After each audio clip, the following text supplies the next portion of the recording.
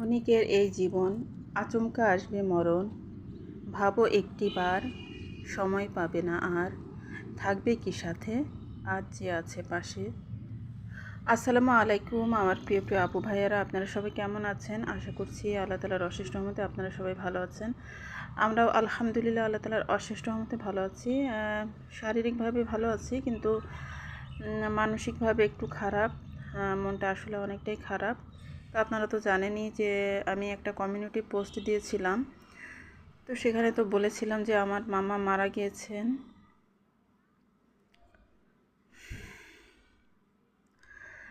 তো আসলে আমার মামা আমার অনেক ভালোবাসার একজন মামা ছিলেন। আমার আসলে 4টা মামা, তো 4টা মামার মধ্যে এই মামাটা হচ্ছে মেজো মামা। তো অন্যান্য মামারা অন্য জায়গায় থাকেন, তো ওনাদের সাথে খুব একটা দেখা হয় না, কিন্তু এই মামাটা আমাদের বাড়ির কাছাকাছি বাড়ি ছিল মামার বাড়ি।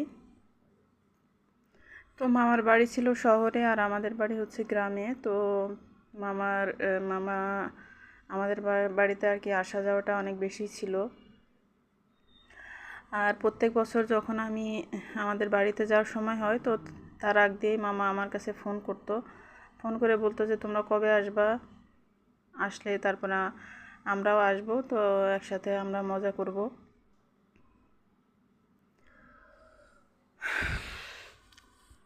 তো এবারও তো কয়দিন পরে আমরা বাড়িতে যাব ইনশাল্লাহ, আমাদের বাড়িতে যাওয়ার নিয়ত আছে। তো এবার তো আর গিয়ে মামাকে দেখতে পাবো না। গত বছর যখন বাড়িতে যাই তখনও মামাকে দেখেছি, মামা এসেছিলেন। তো আসলে বাড়িতে গেলে মামারা না আসলে একদমই ভালো লাগে না। আর আমার মামার 2টা ছেলে মেয়ে, বড় ছেলেটা তো বিদেশে থাকে আর মেয়েটা ইন্টার ফার্স্ট ইয়ারে। তো মামার বয়স কিন্তু খুব বেশি হয়নি, ওরকম বয়স্ক না যে যেরকম একটা বয়সে চলে গেলে তখন মারা গেলেও আসলে অত একটা বেশি খারাপ লাগে না, যেহেতু অনেক বয়স হয়ে যায় তখন। কিন্তু যখন ইয়াং অবস্থায় মারা যায় তখন কষ্টটা একটু বেশি লাগে। তো আসলে মৃত্যু তো সবারই নির্ধারিত হয়ে রয়েছে। মৃত্যু কার কখন কিভাবে আসবে সব কিছু তো আগে থেকে লেখা আছে। তো তারপরেও কেন জানি আমরা কিছু কিছু মৃত্যুকে মেনে নিতে পারি না, আমাদের আসলে খুবই কষ্ট হয়। তো যখন ওই দিন দুপুরবেলা আমার ভাইয়ের বউ আমাকে ফোন করে বলল যে আপু একটা খারাপ খবর আছে, তো এই কথাটা শুনে আমি আমার মানে বুকের ভিতরটা একদম কেঁপে উঠলো যে না জানি কী খবর আছে, আমার আব্বা আমার আবার কিছু হলো কি না। তো তারপরে বললো যে আমার মানে মামা আর কি নেই, মামা মারা গিয়েছেন। তো তখন শুনে তো আমার অবস্থা খুবই খারাপ। শোনার পরে আমার কেন জানি আমার বিশ্বাসই হচ্ছিল না যে আমার মামা নেই। তো তারপরে মামির নাম্বারে ফোন দিলাম, তো মামিরা তো আসলে ওই সময় কথা বলার কোনো অবস্থাতে ছিল না। আমার মামাতো বোন মামি কেউই কথা বলতে পারছিল না। পরে মামাতো বোনের সাথে যাই হোক একটু কথা হলো। তো মামাতো বোন তো কান্না কান্না করতে করতে দু একটা কথা বলল। তো তখন আমার বিশ্বাস হলো যে আসলে আমার মামা নেই, আমার মামা চলে গিয়েছেন। তো এই আর কি, সবাইকে চলে যেতে হবে দুনিয়া থেকে। তো এই ভিডিওটা আমার আগের ভিডিও আগেই করা ছিল। তো ওই দিন সকালবেলা অনেক ভালো নাস্তার আয়োজন করেছিলাম, পায়েস রান্না করেছিলাম, তারপরে আমি মিক্সড ভেজিটেবল করেছিলাম একটা, তারপর পরোটা, তারপর শসার সালাদ, আর এই যে ব্যানানা ছিল। তো অনেক ভালো আর কি নাস্তাটা ওই দিন ছিল। তো আমার প্রিয় প্রিয় আপু ভাইয়ারা, আসলে আমার মন মানসিকতা অনেকটাই খারাপ ছিল, যার কারণে আমি কারোর ভিডিও দেখতেও পারিনি। আর আমি গতকালকে ভিডিও দেওয়ার কথা ছিল, কিন্তু সেটা আমি দিতে পারিনি। আসলে আমি চিন্তা করিনি যে আমি আর ভিডিও দিব, আমার মনে হচ্ছিল যে আমি আর ভিডিও দিতে পারবো না, হয়তো বা ইউটিউব থেকে আমি চলে যাব। তো আমার এতটাই আর কি 2 দিন আর কি আমার মনের অবস্থা এতটাই খারাপ ছিল।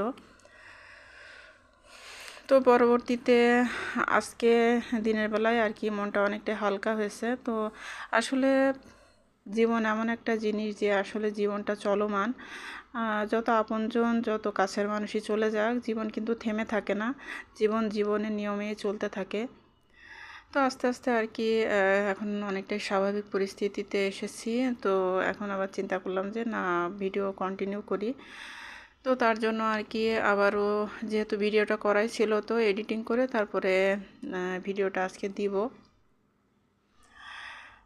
তো আমার প্রিয় প্রিয় আপু ভাইয়ারা, আমার কথার ভিতরে যদি কোনো ভুল ত্রুটি হয়ে থাকে তাহলে আপনারা প্লিজ ক্ষমা সুন্দর দৃষ্টিতে দেখবেন। আসলে কি বলছি না বলছি আমার নিজেরও কোনো মানে খেয়াল নেই। আমি যেটা মনে আসতেছে আমি সেটাই বলতেছি।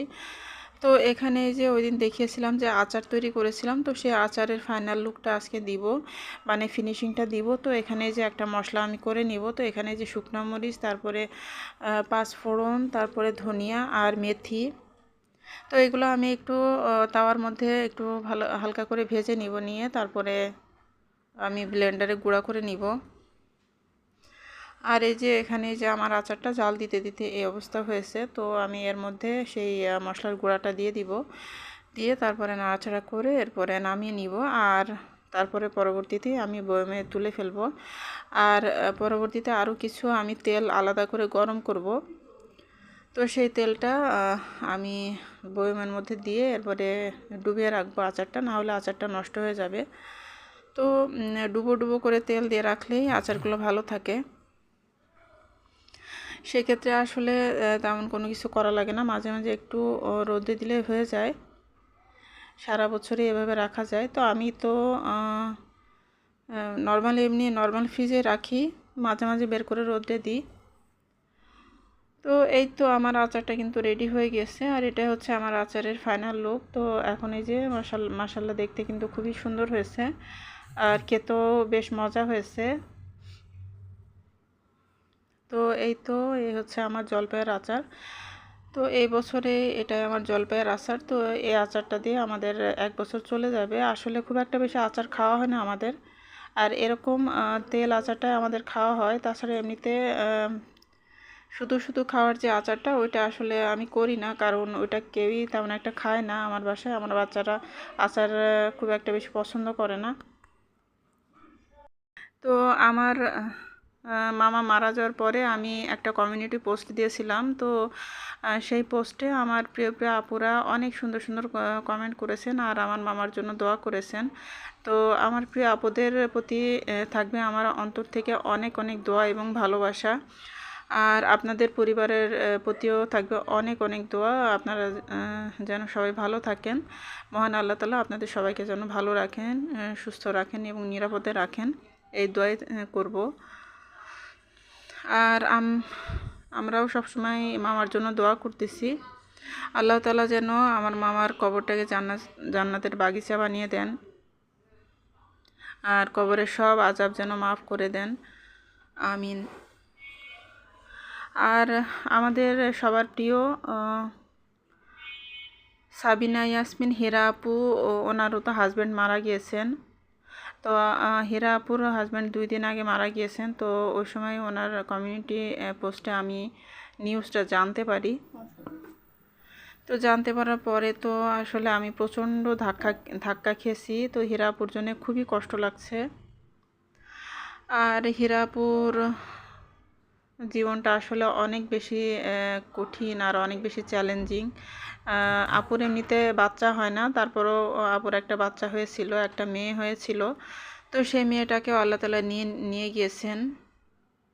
আর এখন আপুর হাজব্যান্ডও চলে গেলেন। তো আপুকে এখন কিভাবে থাকবে আল্লাহ তাআলা ভালো জানেন। আপু যেন এই শোক সহ্য করতে পারেন, আল্লাহ তাআলা যেন তাকে ধৈর্য ধারণ করার তৌফিক দান করেন, আমিন।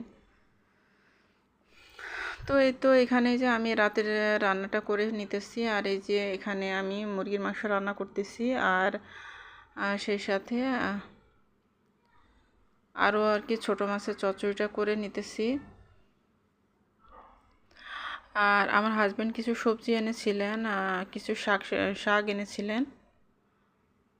তো সেগুলো আর কি এখন এই যে পালং শাক রান্না করে নিতেছি। তো অনেকগুলো আর কি পালং শাক এনেছিলেন।